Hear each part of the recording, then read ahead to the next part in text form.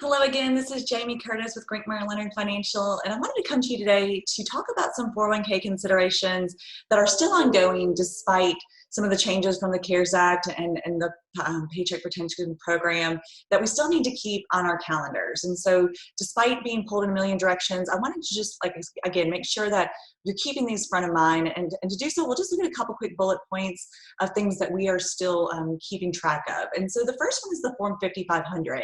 And even though the Department of Labor has the ability to extend this deadline, as of today, which is April 24th, they have not chosen to do so. So without an extension, the deadline is still July 31st. If you do file that Form 5558, then you have until October 15th to file.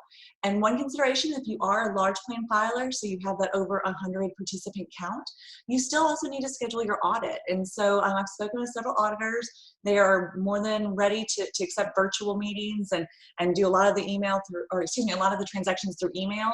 The process could take a little longer, especially if you are an office who still relies on a lot of paper or maybe keeps files on site.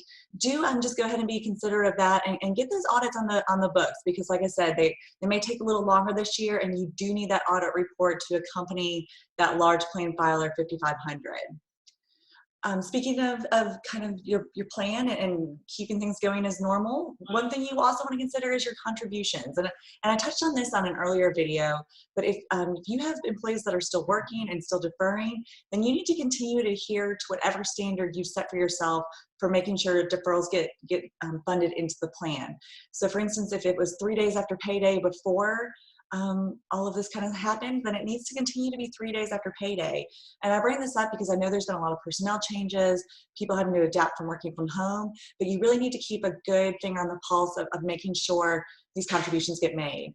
And then again, if you did receive loan proceeds through the Payment Protection Program, I encourage you to speak to your tax professionals, your CPAs, and see if a portion of that money could be used to fund employer contributions. So before you completely stop the match or discontinue profit sharing, it may be worthwhile to look at those proceeds as a way to continue to benefit your employees.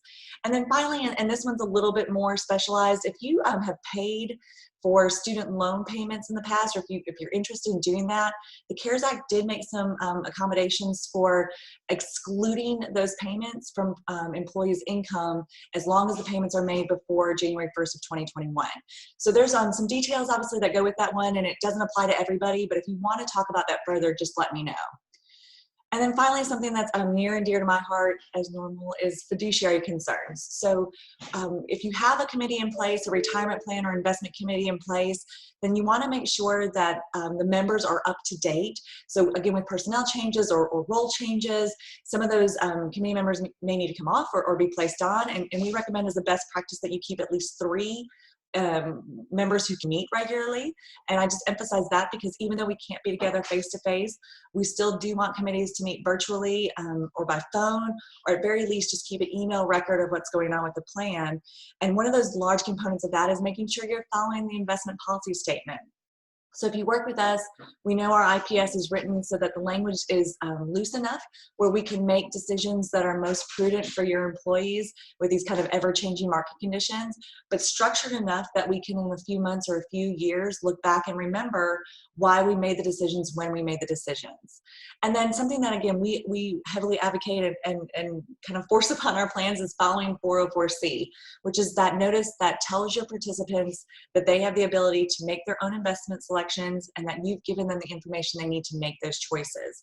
So right now it may be a little tempting to stray from standard kind of tried and true investment philosophies and maybe add funds that you wouldn't normally have in the plan, but we're really encouraging plans to, again, follow that IPS and to make sure participants have the information they need to direct their own investments. And then as always, our team stands ready to serve you. If you have any questions or concerns about something I mentioned today or about the CARES Act or just kind of our philosophy in general, what we're seeing about the markets, please don't hesitate to reach out to us.